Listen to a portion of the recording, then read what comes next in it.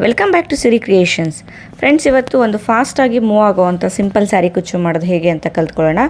ಮೊದಲಿಗೆ ನಾನು ಸೀರೆಗೆ ಗಂಟು ಹಾಕಿ ಇಟ್ಕೊಂಡಿದ್ದೆ. ಸೇಮ್ ಪಾಯಿಂಟ್ಗೆ ನೀಡಲ್ನ ಹಾಕಿ ದಾರ ತೆಗೆದು ಒಂದು ಚೈನ್ ಹಾಕೋತಾ ಇದ್ದೀನಿ. ಇವಾಗ ಚೈನ್ ಹಾಕಿ ಆದಮೇಲೆ ಇವಾಗಿನ ಚೈನ್ಸ್ ಕೌಂಟ್ ಮಾಡ್ಕೊಳ್ಳೋದು. 4 ಚೈನ್ ಹಾಕ್ಕೊಂಡು ನೋಡಿ, ಈ ರೀತಿ ಸ್ಟ್ರೈಟಾಗಿಟ್ಟು ಎಲ್ಲಿಗೆ ಬರುತ್ತೋ ಅಲ್ಲಿಗೆ ನೋಡಿ ನಾವು ಸಿಂಗಲ್ ಕ್ರೋಶೆಯಿಂದ ಲಾಕನ್ನು ಮಾಡ್ಕೋಬೇಕು. ಇವತ್ತಿನ ಡಿಸೈನ್ಗೆ ನಾನು ತೊಗೊಂಡಿರೋ ಅಂಥದ್ದು 6 ಎಳೆ ದಾರ. 4 ಚೈನ್ ಹಾಕಿ ಲಾಕ್ ಮಾಡಿ ಆದಮೇಲೆ ಮತ್ತೆ ಇವಾಗ ಚೈನ್ ಹಾಕೋತಾ ಇದ್ದೀನಿ. ಮತ್ತೆ 4 ಚೈನ್ ಹಾಕ್ಕೊಂಡು ಇದು ಕೂಡ ಅಷ್ಟೇ ಈ ರೀತಿ ಸ್ಟ್ರೈಟಾಗಿ ಇಟ್ಟು ಸಿಂಗಲ್ ಕ್ರೋಶೆಯಿಂದ ನಾನು ಲಾಕನ್ನು ಮಾಡ್ಕೋತಾ ಇದ್ದೀನಿ. 4 ಚೈನು 2 ಟೈಮ್ಸ್ ಹಾಕಿದ್ದೀನಿ ಸ್ಟಾರ್ಟಿಂಗಲ್ಲಿ. ಇವಾಗ ದಾರ ತೆಗೆದು ಒಂದು ಬೀಡನ್ನ ಹಾಕೋತಾ ಇದ್ದೀನಿ. ಇಲ್ಲಿ ನಾನು ಯೂಸ್ ಮಾಡ್ತಾ ಇರೋದು ಸ್ಮಾಲ್ ಸೈಜಲ್ಲಿ ಫ್ಲವರ್ ಶೇಪಲ್ಲಿ ಆ್ಯಂಟಿಕ್ ಬೀಡನ್ನ ಯೂಸ್ ಮಾಡ್ತಾ ಇರೋದು. ಸೊ ನಿಮಗೆ ಬೇಕು ಅಂದರೆ ನಾರ್ಮಲ್ ಬೀಡ್ ಕೂಡ ನೀವು ಯೂಸ್ ಮಾಡ್ಬೋದು. ಮೆಟೀರಿಯಲ್ಸ್ ಎಲ್ಲಿ ಸಿಗುತ್ತೆ ಅನ್ನೋ ಡೀಟೇಲ್ಸು ನಾನು ಡಿಸ್ಕ್ರಿಪ್ಷನ್ ಬಾಕ್ಸಲ್ಲಿ ಕೊಟ್ಟಿರ್ತೀನಿ, ಒಂದು ಸತಿ ಚೆಕ್ ಮಾಡಿ. ಬೀಡನ್ನ ಹಾಕಿದ್ಮೇಲೆ ಬೀಡನ್ನ ಲಾಕ್ ಮಾಡಿಕೊಂಡು ಆಮೇಲೆ ಈ ರೀತಿ ಸ್ಟ್ರೈಟಾಗಿಟ್ಟು ಸಿಂಗಲ್ ಕ್ರೋಶೆಯಿಂದ ಲಾಕನ್ನು ಮಾಡ್ಕೋಬೇಕು. ನಾನು ಬೀಡ್ಸ್ ಎಲ್ಲ ತರಿಸೋದು ಕವಿತಾ ಎಂಟರ್ಪ್ರೈಸಸಲ್ಲಿ, ಸೊ ಡೀಟೇಲ್ಸು ಡಿಸ್ಕ್ರಿಪ್ಷನ್ ಬಾಕ್ಸಲ್ಲಿ ಕೊಟ್ಟಿರ್ತೀನಿ. ಬೀಡನ್ನ ಹಾಕಿ ಆದಮೇಲೆ ಮತ್ತೆ ಇವಾಗ 4 ಚೈನ್ಗಳನ್ನ ಹಾಕ್ಕೊಳ್ಳೋಣ.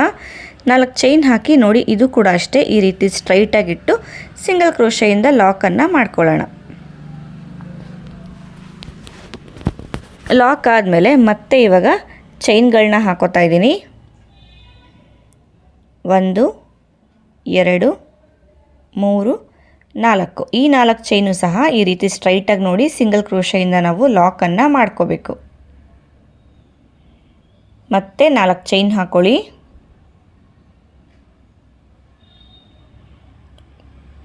ಇದು ಅಷ್ಟೇ ಈ ರೀತಿ ಸ್ಟ್ರೈಟಾಗಿ ನೋಡಿ ಸಿಂಗಲ್ ಕ್ರೋಶೆಯಿಂದ ಲಾಕನ್ನು ಮಾಡ್ಕೋಬೇಕು. ಬೀಡನ್ನ ಹಾಕಿ ಆದಮೇಲೆ 4 ಚೈನು ನಾವು 3 ಸತಿ ಹಾಕೋದು. ಮತ್ತೆ ಇವಾಗ ದಾರ ತೆಗೆದು ಬೀಡನ್ನ ಹಾಕೋತಾ ಇದ್ದೀನಿ. ನಾನು ಪ್ರೀವಿಯಸ್ ಯಾವ ಬೀಡ್ ಹಾಕಿದ್ದೆ ಅಲ್ವಾ, ಸೇಮ್ ಬೀಡನ್ನೇ ಹಾಕೋತಾ ಇರೋದು. ಬೀಡನ್ನ ಹಾಕ್ಕೊಳ್ಳಿ. ಬೀಡನ್ನ ಹಾಕಿ ಬೀಡನ್ನ ಲಾಕ್ ಮಾಡ್ಕೋಬೇಕು. ಬೀಡನ್ನ ಲಾಕ್ ಮಾಡೋದು ಕಂಪಲ್ಸರಿ.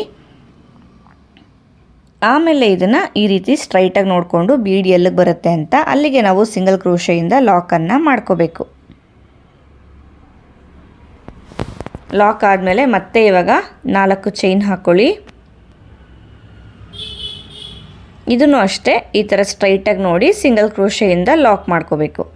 ಸೊ ಈ ಡಿಸೈನ್ಗೆ ಸೀರೆ ಸ್ಟಾರ್ಟಿಂಗಲ್ಲಿ ಮತ್ತು ಎಂಡಿಂಗಲ್ಲಿ 4 ಚೈನ್ 2 ಸತಿ ಬರುತ್ತೆ. ಮಧ್ಯ ಫುಲ್ಲು ಬೀಡ್ ಎಲ್ಲೆಲ್ಲಿ ಹಾಕ್ತೀವಲ್ವ ಅಲ್ಲೆಲ್ಲ 3 ಸತಿ ಬರುತ್ತೆ 4 ಚೈನು. ನೋಡಿ, ಬೀಡನ್ನ ಹಾಕಿ ಆದಮೇಲೆ 4 ಚೈನ್ ಇವಾಗ ನಾನು 3 ಸತಿ ಹಾಕೋತಾ ಇದ್ದೀನಿ.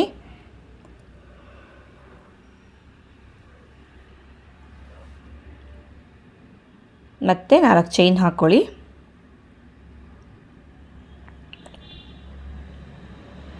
ಸ್ಟ್ರೈಟಾಗಿ ನೋಡಿ ಲಾಕ್ ಮಾಡ್ಕೊಳ್ಳಿ. 4 ಚೈನು 3 ಸತಿ ಹಾಕಿ ಆಯಿತು. ಇವಾಗ ಮತ್ತೆ ಬೀಡನ್ನ ಹಾಕ್ಕೊಳ್ಳೋದು. ಸೊ ಈ ಥರ ಬೇಸ್ ಲೈನ್ ನಾವು ಮಾಡ್ಕೋಬೇಕಾದ್ರೆ ಪದೇ ಪದೇ ನೋಡ್ಕೋತಾ ಇರಬೇಕು. ಇನ್ ಕೇಸ್ ಏನಾದರೂ ಸುಕ್ಕು ಬಂದಿದೆ ಸ್ಯಾರಿ ಅಂತ ಅಂದರೆ ರಿಮೂವ್ ಮಾಡಿ ಮಾಡ್ಕೋಬೋದು. ನಾವು ನೋಡದೆ ಹಾಗೆ ಮಾಡ್ತು ಅಂತ ಅಂದರೆ ತುಂಬ ಜಾಸ್ತಿ ಮಾಡಿ ಆದಮೇಲೆ ರಿಮೂವ್ ಮಾಡ್ತೀವಿ ಅಂತ ಅಂದರೆ ಸುಮ್ಮನೆ ಟೈಮ್ ವೇಸ್ಟ್ ಆಗುತ್ತೆ. ಸೊ ಹಾಗಾಗಿ ಆದಷ್ಟು ಚೆಕ್ ಮಾಡ್ತಾನೆ ಬೇಸ್ ಲೈನ್ನ ವರ್ಕ್ ಮಾಡ್ಕೊಳ್ಳಿ. ನೋಡಿ, ಇವತ್ತಿನ ಬೇಸ್ ಲೈನು ಅಂದರೆ ಡಿಸೈನ್ದು ಬೇಸ್ ಲೈನು ಈ ರೀತಿ ಬರುತ್ತೆ. ಗಮನ ಇಟ್ಕೊಳ್ಳಿ, ಸ್ಟಾರ್ಟಿಂಗಲ್ಲಿ ಹಾಗೆ ಎಂಡಿಂಗಲ್ಲಿ ಮಾತ್ರ 4 ಚೈನು 2 ಟೈಮ್ಸ್. ಇದೇ ಥರ ಸೀರೆ ಪೂರ್ತಿ ನಾವು ಬೇಸ್ ಲೈನ್ನ ಹಾಕ್ತಾ ಹೋಗೋಣ. ಕಂಪ್ಲೀಟಾಗಿ ಬೇಸ್ ಲೈನ್ ಹಾಕಿದ್ಮೇಲೆ ನೆಕ್ಸ್ಟ್ ಲೇಯರ್ ಮಾಡೋದು ಹೇಗೆ ಅಂತ ನೋಡ್ಕೊಳ್ಳೋಣ. ನಾವು ಫಸ್ಟ್ ಎಲ್ಲಿಗೆ ಲಾಕ್ ಮಾಡಿದ್ವಿ ಅಲ್ವಾ, ಅದೇ ಪಾಯಿಂಟ್ಗೆ ನಾನು ಲಾಕ್ ಮಾಡಿಕೊಂಡು ದಾರ ತೆಗೆದು ನೋಡಿ ಈ ರೀತಿ ಒಂದು ಚೈನ್ ಥರ ಹಾಕೋತಾ ಇದ್ದೀನಿ. ಸೊ ಇದು ಲಾಕ್ ಆಯಿತು. ಇವಾಗ ಚೈನ್ಗಳನ್ನ ಕೌಂಟ್ ಮಾಡೋದು. 1 2 3 4. ಇದನ್ನು ಇಲ್ಲಿ 4 ಚೈನ್ ಇತ್ತಲ್ವ, ಆ ಲಾಕ್ನ ಮೇಲೆ ಲಾಕನ್ನು ಮಾಡ್ಕೊಳ್ಳೋದು. ಲಾಕ್ ಆದಮೇಲೆ ಇಲ್ಲಿ ಬೀಡನ್ನ ಹಿಂದೆಗಡೆ ಏನು ದಾರ ಇತ್ತಲ್ವ ಅಲ್ಲಿಗೆ ನಾನು ಡಬಲ್ ಕ್ರೋಶೆನ ಮಾಡ್ಕೋತಾ ಇದ್ದೀನಿ. ನೋಡಿ, ಇಷ್ಟು ದಾರನ ಸೇರಿಸ್ಕೊಂಡು ಕಾಣಿಸ್ತಾ ಇದೆಯಲ್ಲಿ ಈ ಥರ ನೀಡಲ್ನ ದಾರದೊಳಗಡೆ ಹಾಕಿ ದಾರ ತೆಗೆದ್ರೆ ಆ್ಯಸ್ ಯೂಶ್ವಲ್ 3 ಲೂಪ್ ಆಗುತ್ತೆ. 2ರಿಂದ 1 ಮತ್ತು 2ರಿಂದ 1 ಅಂದರೆ ಡಬಲ್ ಕ್ರೋಶೆನ ವರ್ಕ್ ಮಾಡಿಕೊಂಡೆ. ಡಬಲ್ ಕ್ರೋಶೆ ಆದಮೇಲೆ 3 ಚೈನ್ ಹಾಕ್ಕೊಂಡು ನಾವೇನು ಡಬಲ್ ಕ್ರೋಶೆ ಮಾಡಿದ್ವಿ ಅಲ್ವಾ, ಅದೇ ಡಬಲ್ ಕ್ರೋಶೆಗೆ 3 ಚೈನ್ನ ನಾವು ಲಾಕನ್ನು ಮಾಡ್ಕೊಳ್ಳೋಣ. ಲಾಕ್ ಆದಮೇಲೆ ಮತ್ತೆ ಇವಾಗ ಸೂಜಿ ಮೇಲೆ ದಾರ ತಗೊಂಡು ಬೀಡ್ನ ಹಿಂದೆಗಡೆ ಇರೋ ದಾರಕ್ಕೇ ಡಬಲ್ ಕ್ರೋಶೇನ ಮಾಡ್ಕೋಬೇಕು. ನೋಡಿ 3 ಲೂಪ್ ಆಗುತ್ತೆ, 2ರಲ್ಲಿ 1 ಮತ್ತು 2ರಲ್ಲಿ 1. ಇವಾಗ 3 ಚೈನ್ ಹಾಕ್ಕೊಳ್ಳಿ. 3 ಚೈನ್ ಹಾಕ್ಕೊಂಡು ನಾವೇನು ಡಬಲ್ ಕ್ರೋಶೆ ಮಾಡಿದ್ವಿ ಅಲ್ವಾ, ಅದೇ ಡಬಲ್ ಕ್ರೋಶೆಗೆ 3 ಚೈನ್ನ ನಾವು ಲಾಕನ್ನು ಮಾಡ್ಕೊಳ್ಳೋದು, ಅಂದರೆ ಪಿಕಾಟ್ ಥರ ವರ್ಕ್ ಮಾಡ್ತಾ ಇರೋವಂಥದ್ದು. ಸೊ ಇಲ್ಲಿ ನಾನೇನು ಡಬಲ್ ಕ್ರೋಶೆ ಮಾಡ್ತಾ ಇದ್ದೀನಿ ಅಲ್ವಾ, ಈ ಡಬಲ್ ಕ್ರೋಶೆ ಜಾಗದಲ್ಲಿ ನಾನು ತ್ರಿಬಲ್ ಕ್ರೋಶೆ ಕೂಡ ಮಾಡಿ ಯಾವ ರೀತಿ ಕಾಣಿಸುತ್ತೆ ಅಂತ ಹೇಳ್ಬಿಟ್ಟು ಆ ವಿಡಿಯೋ ಹಾಕಿದ್ದೀನಿ. ನೀವು ಹಳೆ ವಿಡಿಯೋನ ನೋಡಿದ್ರೆ ಗೊತ್ತಾಗುತ್ತೆ. ಸೊ ಇದು ಬಂದು ಡಬಲ್ ಕ್ರೋಶೆಯಿಂದ ಮಾಡ್ತಾ ಇರೋದು. ಸೊ ಸೇಮ್ ಡಿಸೈನು ತ್ರಿಬಲ್ ಕ್ರೋಶೆಯಿಂದ ಕೂಡ ನೀವು ಮಾಡ್ಕೋಬೋದು.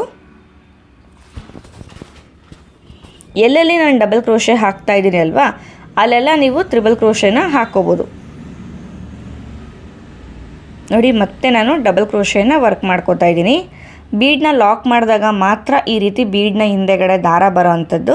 ಸೊ ಆದಷ್ಟು ಬೀಡನ್ನ ಲಾಕ್ ಮಾಡೋದನ್ನು ಯಾವುದೇ ಕಾರಣಕ್ಕೂ ಮರಿಬೇಡಿ. ಡಬಲ್ ಕ್ರೋಶೆ ಆದಮೇಲೆ 3 ಚೈನ್ ಹಾಕ್ಕೊಂಡು ಅದೇ ಡಬಲ್ ಕ್ರೋಶೆಗೆ ನಾವು 3 ಚೈನ್ನ ಲಾಕ್ ಮಾಡ್ಕೋಬೇಕು. ಲಾಕ್ ಆದಮೇಲೆ ಮತ್ತೆ ಡಬಲ್ ಕ್ರೋಶೆ. ಸೊ ಬೀಡನ್ನ ಹಿಂದೆಗಡೆ ಫಿಲ್ ಆಗಬೇಕು, ಬಟ್ ಓವರ್ಲ್ಯಾಪ್ ಆಗಬಾರ್ದು, ಒಂದ್ರ ಮೇಲೊಂದು ಡಬಲ್ ಕ್ರೋಶೆ ಕುತ್ಕೋಬಾರ್ದು. ಆ ರೀತಿ ಕೌಂಟಿಂಗ್ಸಲ್ಲಿ ನಾವು ಮಾಡ್ಕೋಬೇಕಾಗತ್ತೆ. 3 ಚೈನ್ ಹಾಕಿ ಲಾಕ್, ಮತ್ತೆ ಡಬಲ್ ಕ್ರೋಶೆ. ಸೇಮ್ ಬೀಡನ್ನ ಹಿಂದೆಗಡೆ ಇರೋವಂಥ ದಾರಕ್ಕೇನೆ ಮಾಡೋದು.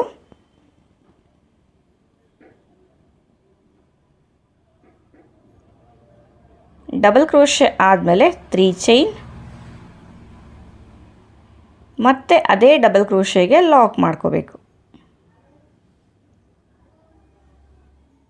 ಸೊ ನೀಟಾಗಿ ಲಾಕ್ ಮಾಡ್ಕೊಳ್ಳಿ. ಸೊ ಇದು ನೋಡ್ಕೊಳ್ಳಿ ಕರೆಕ್ಟಾಗಿ ಶೇಪಲ್ಲಿ ಇದೆಯಾ ಅಂತ ಹೇಳ್ಬಿಟ್ಟು. ಇನ್ನೂ ಎಕ್ಸ್ಟ್ರಾ ಮಾಡ್ಕೋಬೋದು ಅಂದರೆ ಇನ್ನೂ ಎಕ್ಸ್ಟ್ರಾ ಕೂಡ ನಾವು ಮಾಡ್ಕೋಬೋದು. ಸೊ ಇಲ್ಲಿ ಕೌಂಟ್ ಮಾಡ್ಕೊಳ್ಳಿ ಎಷ್ಟಾಗಿದೆ ಅಂತ ಹೇಳ್ಬಿಟ್ಟು. ಇನ್ನೂ ಜಾಗ ಇತ್ತು ಅಂತ ಅಂದರೆ ಇನ್ನೂ ಕೂಡ ನೀವು ವರ್ಕನ್ನು ಮಾಡ್ಕೋಬೋದು. ಸೊ ಇಲ್ಲಿ ಕರೆಕ್ಟಾಗಿ ಶೇಪಿಗೆ ಬಂದಿರಲಿಲ್ಲ, ಹಾಗೆ ಇನ್ನೂ ಸ್ವಲ್ಪ ಜಾಗ ಇದೆ ಅಂತ ಅನ್ನಿಸ್ತು. ಸೊ ಹಾಗಾಗಿ ಮತ್ತೆ ನಾನು ಸೇಮ್ ಡಬಲ್ ಕ್ರೋಶೆ ಮಾಡಿ 3 ಚೈನ್ ಹಾಕಿ ಲಾಕ್ ಮಾಡ್ಕೋತಾ ಇದ್ದೀನಿ. ನೋಡಿ 3 ಚೈನ್ ಹಾಕಿ ಅದೇ ಡಬಲ್ ಕ್ರೋಶೆಗೆ ನಾವು ಲಾಕ್ ಮಾಡ್ಕೋಬೇಕು. ನೋಡಿ ಸೇಮ್ ನಾವೇನು ಡಬಲ್ ಕ್ರೋಶೆ ಮಾಡಿದ್ವಿ ಅಲ್ವಾ, ಅದಕ್ಕೇ ಲಾಕ್ ಮಾಡ್ಕೋಬೇಕು.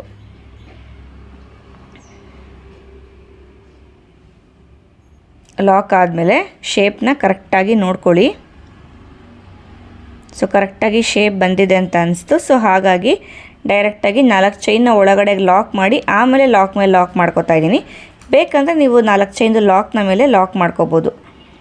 ಒಟ್ಟು ಇಲ್ಲಿ 7 ಡಬಲ್ ಕ್ರೋಶೆ ಮಾಡಿ ನಾನು ಪಿಕಾಟ್ಸ್ನ ಮಾಡ್ಕೊಂಡಿರೋವಂಥದ್ದು. ಲಾಕ್ ಆದಮೇಲೆ ನೋಡಿ ಇಲ್ಲಿ 4 ಚೈನ್ದು ಲಾಕ್ ಇದೆ ಅಲ್ವಾ, ಅದ್ರ ಮೇಲೆ ಲಾಕ್ ಮಾಡಿಕೊಂಡೆ, ಮತ್ತು 4 ಚೈನು. ಸೊ ಬೇಸ್ ಲೈನಲ್ಲಿ ಎಲ್ಲೆಲ್ಲಿ 4 ಚೈನ್ ಹಾಕಿರ್ತೀವಲ್ವ ಅಲ್ಲೆಲ್ಲ 4 ಚೈನ್ ಬರುತ್ತೆ. ಸೊ ನೋಡಿ ಇಲ್ಲಿ ಲಾಕ್ ಮಾಡ್ಕೊಳ್ಳಿ. ಲಾಕ್ ಆದಮೇಲೆ ನೆಕ್ಸ್ಟ್ 4 ಚೈನ್ಗೆ ಬೇಕಂದರೆ ಒಂದು ಸಿಂಗಲ್ ಕ್ರೋಶೆ ಹಾಕಿ ಆರ್ಚನ್ನು ಸ್ಟಾರ್ಟ್ ಮಾಡ್ಬೋದು ಈ ರೀತಿ. ಇಲ್ಲ ಅಂತಂದರೆ ಡೈರೆಕ್ಟಾಗಿ ಇಲ್ಲಿಂದನೇ ನೀವು ಸ್ಟಾರ್ಟ್ ಮಾಡ್ಬೋದು ಬೀಡನ್ನ ಹಿಂದೆಗಡೆ ಇರೋಂಥ ದಾರಕ್ಕೆ. ನೋಡಿ ಬೀಡ್ ಲಾಕ್ ಮಾಡಿದಾಗ ಮಾತ್ರ ಈ ರೀತಿ ದಾರ ಕಾಣಿಸೋದು ಬೀಡನ್ನ ಹಿಂದೆಗಡೆ. ಸೊ ಈ ದಾರಕ್ಕೆ ನೀಡಲ್ನ ಹಾಕಿ ಡಬಲ್ ಕ್ರೋಶೆನ ವರ್ಕ್ ಮಾಡ್ಕೋಬೇಕು. ಡಬಲ್ ಕ್ರೋಶೆ ಆದಮೇಲೆ 3 ಚೈನ್ ಹಾಕ್ಕೊಳ್ಳಿ. 3 ಚೈನ್ ಹಾಕ್ಕೊಂಡು ಅದೇ ಡಬಲ್ ಕ್ರೋಶೆಗೆ ಲಾಕನ್ನು ಮಾಡ್ಕೋಬೇಕು. ಸೊ ಇದೇ ಥರ ಪೂರ್ತಿ ಸೀರೆ ವರ್ಕ್ ಮಾಡ್ತಾ ಹೋಗಬೇಕು. ಇಲ್ಲೇನು ನಾವು 4 ಚೈನ್ ಹಾಕಿದ್ವಿ ಅಲ್ವಾ, ಈ 4 ಚೈನ್ನ ಗ್ಯಾಪ್ ಒಳಗಡೆಗೆ ಕುಚ್ಚನ್ನು ಹಾಕ್ಕೊಳ್ಳೋದು. ಸೊ ಇದೇ ಥರ ಕಂಟಿನ್ಯೂ ಮಾಡಿ ಕುಚ್ಚೆಲ್ಲ ಹಾಕಿ ಡಿಸೈನ್ ಯಾವ ರೀತಿ ಕಾಣಿಸುತ್ತೆ ಅಂತ ಹೇಳಿ ನಾನು ತೋರಿಸ್ತೀನಿ.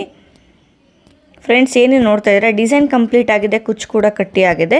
ಇಲ್ಲಿ ಚಿಕ್ಕದಾಗಿ ನಾನು ಬೇಬಿ ಕುಚ್ಚನ್ನ ಹಾಕ್ಕೊಂಡಿರೋವಂಥದ್ದು, ಬರೀ 127 ದಾರ ತೊಗೊಂಡು ಕುಚ್ಚು ಹಾಕ್ಕೊಂಡಿರೋವಂಥದ್ದು. ಫ್ರೆಂಡ್ಸ್ ಈ ಡಿಸೈನ್ದು ಫೈನಲ್ ಲುಕ್ ಇದು. ಈ ಡಿಸೈನ್ಗೆ ನೀವು ಚಾರ್ಜ್ ಮಾಡ್ಬೋದು ಅಂತ ಅಂದರೆ 350ಇಂದ 450ವರೆಗೂ ಈ ಡಿಸೈನ್ಗೆ ಚಾರ್ಜ್ ಮಾಡ್ಬೋದು. ನೀವು ಆ್ಯಂಟಿಕ್ ಬೀಡನ್ನ ಯಾವಾಗಲಾದರೂ ಯೂಸ್ ಮಾಡಿದ್ರೆ 50 ರೂಪೀಸ್ ಇಲ್ಲ 100 ರೂಪೀಸ್ ಜಾಸ್ತಿನೇ ನೀವು ಚಾರ್ಜ್ ಮಾಡಿ. ಸೊ ಫ್ರೆಂಡ್ಸ್ ಇವತ್ತಿನ ಡಿಸೈನ್ದು ಇಷ್ಟೇ. ನಿಮ್ಮೆಲ್ಲರಿಗೂ ಇಷ್ಟ ಆಗಿದೆ ಅಂತ ತಿಳ್ಕೊತೀನಿ. ಇಷ್ಟ ಆದರೆ ಚಾನಲ್ನ ಸಬ್ಸ್ಕ್ರೈಬ್ ಮಾಡೋದನ್ನು ಮರಿಬೇಡಿ, ಹಾಗೆ ವಿಡಿಯೋ ಲೈಕ್ ಮಾಡೋದು ಕೂಡ ಮರಿಬೇಡಿ. ಮೆಟೀರಿಯಲ್ಸ್ ಏನೋ ಪರ್ಚೇಸ್ ಮಾಡಬೇಕು ಅಂತಂದರೆ ಕವಿತಾ ಎಂಟರ್ಪ್ರೈಸಸ್ ಅವ್ರದ್ದು ಡೀಟೇಲ್ಸು ಡಿಸ್ಕ್ರಿಪ್ಷನ್ ಬಾಕ್ಸಲ್ಲಿ ಕೊಟ್ಟಿರ್ತೀನಿ, ಒಂದು ಸತಿ ನೀವು ಚೆಕ್ ಮಾಡ್ಬೋದು.